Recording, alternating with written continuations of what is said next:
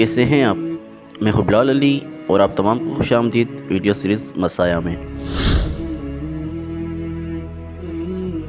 خواتین و حضرات، جیسا کہ آپ جانتے ہیں، میں نے گزشتہ 15 اقساط میں رسول اللہ صلی اللہ علیہ وآلہ وسلم کی ان احادیث مبارکہ کو ذکر کیا جن میں انہوں نے مستقبل میں ہونے والے واقعات کے متعلق غیب کی خبریں سنائیں اور انہیں زمانے سچ ہوتا بھی دیکھا۔ میری پچھلی ویڈیو اس سلسلے کی آخری کڑی تھی۔ آج سے میں ایک نئے سلسلے کا آغاز کرنے جا رہا ہوں جس میں قیامت کی علامات صغریٰ کا تفصیلاً ذکر ہوگا۔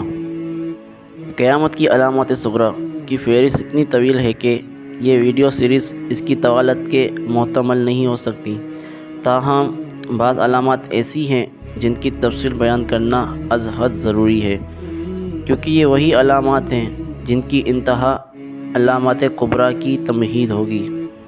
تو چلیے ادھر ادھر کی بات کیے بغیر اپنی ویڈیو کا آغاز کریں۔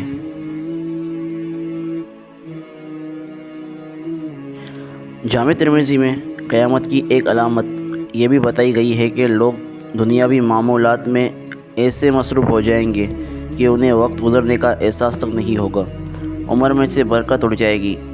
حضرت انس رضی اللہ تعالیٰ عنہ فرماتے ہیں کہ نبی کریم صلی اللہ علیہ وآلہ وسلم نے ارشاد فرمایا ہے کہ قیامت اس وقت تک قائم نہ ہوگی جب تک کہ وقت جلدی جلدی نہ گزرنے لگے۔ پھر اس کی تشریح فرمائی کہ ایک سال ایک ماہ کے برابر ہوگا، اور ایک ماہ ایک ہفتے کے برابر ہوگا، اور ایک ہفتہ ایک دن کے برابر ہوگا، اور ایک دن ایک گھڑی کے برابر، اور ایک گھڑی ایسے گزر جائے گی جس طرح آگ کا شعلہ یکایک بھڑک کر ختم ہو جاتا ہے۔ آج جس تیزی سے وقت گزر رہا ہے اس نے نبی کریم صلی اللہ علیہ وآلہ وسلم کے اس ارشاد اقدس پر مہر تصدیق ثبت کر دی ہے۔ سال مہینوں، مہینے ہفتوں، ہفتوں دنوں، دن گھنٹوں اور گھنٹے لمحوں کی رفتار سے گزر رہے ہیں۔ یہی وہ ایام ہیں جن کی بابت خالق کائنات نے فرمایا ہے کہ غفلت میں ڈالے رکھا تمہیں ایک دوسرے سے آنکھ نکل جانے کی ہوش نے، یہاں تک کہ تم نے قبروں کے دہانے دیکھ لیے۔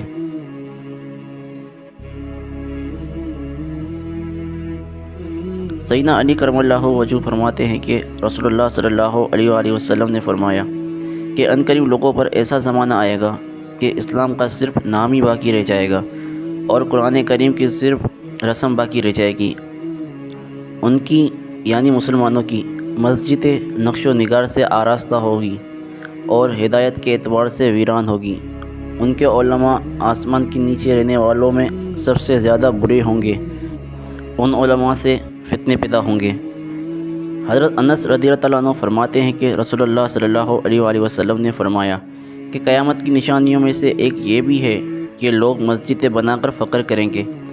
آج کل یہی حال ہے، اور بروایت حضرت ابن عباس رضی اللہ تعالیٰ عنہ رسول اللہ صلی اللہ علیہ وآلہ وسلم نے ارشاد فرمایا تم ضرور مسجدوں کو یہود و نصارہ کی طرح سجاؤ گے۔ مسجد ایک ایسی جگہ ہے جہاں اللہ تعالیٰ کی یاد تازہ ہوتی ہے۔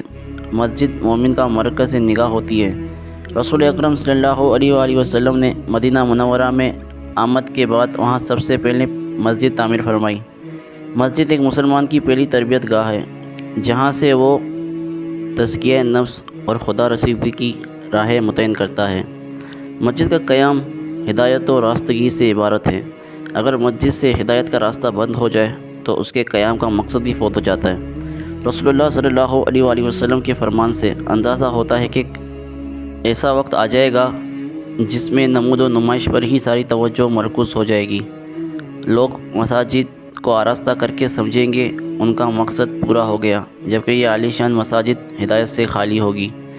آج ہم دیکھیں تو جس مسجد کو وحدت اسلامی کی مضبوط عقیدہ ہونا چاہیے، وہاں تفرقے اور عصبیت کی دیواریں اس قدر پختہ ہو گئی ہے کہ مساجد پر مسلح حملہ کر کے مسلمانوں کو خون میں نہلا دیا جاتا ہے۔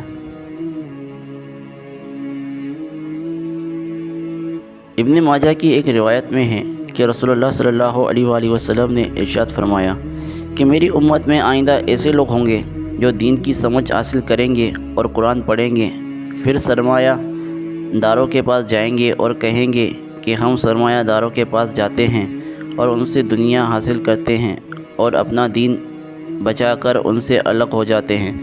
پھر فرمایا کہ حالانکہ ایسا ہو نہیں سکتا کہ دنیا والوں کے پاس جا کر دین سالم رہ جائے، جس طرح قطعات کے درخت سے کانٹوں کے سوا کچھ نہیں لیا جا سکتا، اسی طرح سرمایہ داروں کے قریب سے گناہوں کے علاوہ کچھ نہیں حاصل ہو سکتا۔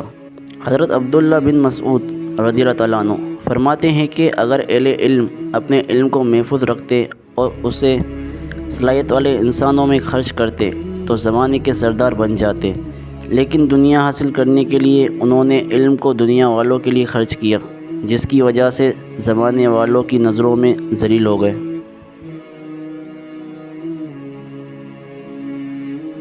حضرت حذیفہ رضی اللہ تعالیٰ عنہ سے روایت ہے کہ ایک بڑا فتنہ کھڑا ہوگا جس کے مقابلے کے لیے کچھ مردان خدا کھڑے ہوں گے اور اس فتنے کی ناک پر ایسی ضرب لگائیں گے جس سے وہ ختم ہو جائے گا۔ پھر ایک اور فتنہ کھڑا ہوگا، اس کے مقابلے میں بھی کچھ مرد کھڑے ہوں گے اور اس کی ناک پر ضرب لگا کر ختم کر دیں گے۔ پھر ایک اور فتنہ کھڑا ہوگا، اس کے مقابلے میں بھی کچھ مردان خدا کھڑے ہوں گے اور اس کا منہ توڑیں گے۔ پھر ایک اور فتنہ کھڑا ہوگا، اس کے مقابلے میں بھی اللہ کے کچھ بندے کھڑے ہوں گے اور اسے مٹا کر دم لیں گے۔ پھر پانچواں فتنہ برپا ہوگا جو عالمگیر ہوگا، یہ تمام روئے زمین میں سرایت کر جائے گا جس طرح پانی زمین میں سرایت کر جاتا ہے۔